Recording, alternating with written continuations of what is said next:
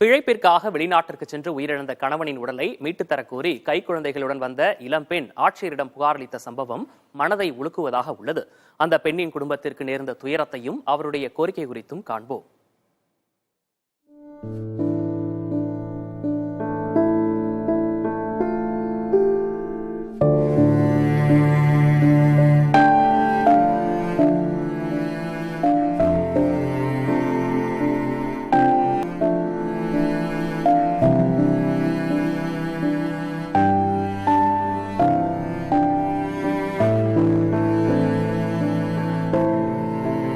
அரியலூர் மாவட்டம் வெளிப்பிரிங்கியம் கிராமத்தைச் சேர்ந்த வெங்கடாச்சலம் என்பவர் கடந்த சில மாதங்களுக்கு முன்பு சவுதி அரேபிய தலைநகர் ரியாத்தில் கூலி வேலைக்கு சென்றார். கடந்த 13ஆம் தேதி அவர் உயிரிழந்து விட்டதாக தகவல் வரவே அதிர்ச்சி அடைந்த மனைவி ராமாயி கணவரின் உடலை மீட்டுத் தரக் கோரி அன்றைய தினமே ஆட்சியரிடம் மனு அளித்தார்.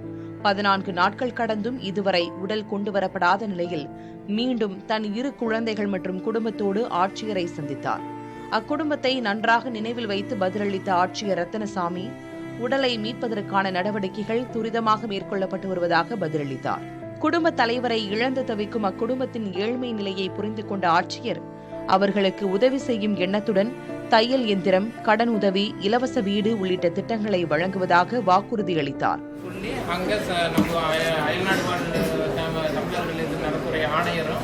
கவர்மெண்ட்டுக்கு கேட்டு நம்ம வச்சுருக்கோம். அங்கே தூதரவை கேட்டு உடனடியாக நடவடிக்கை எடுத்து எங்களுக்கு பண்ண சொல்லியிருக்கிறோம். ப்ராசஸிங் இருக்குது. நான் மறுபடியும் ஸ்பீடப் பண்ண தர சொல்லுவேன். லெட்டர் போயிடுச்சு. நான் வேணா 2 காப்பி கூட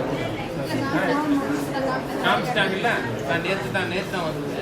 இதுக்கெல்லாம் என்ன பண்ண போகிறீங்க? குழந்தைகளுக்கு சரி, அது பாடி வருது. அப்புறம் பார்த்து 2 குழந்தைங்களா? வேற ஏதாவது சொத்து இருக்கா? வேற என்ன வாங்குறீங்க? முதலுக்கு பெஸ்ட் வாங்கி கொடுத்தா வாங்கிக்கிறீங்களா? நான் அதை செய்யறேன். மகளிர் திட்டத்தில் ஏதாவது ஒன்று சொல்லிட்டு லோனும் வாங்கி தர சொல்கிறேன்.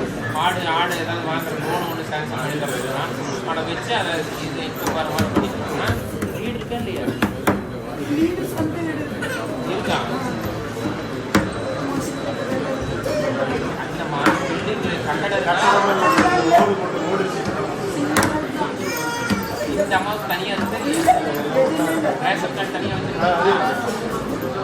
அப்புறம்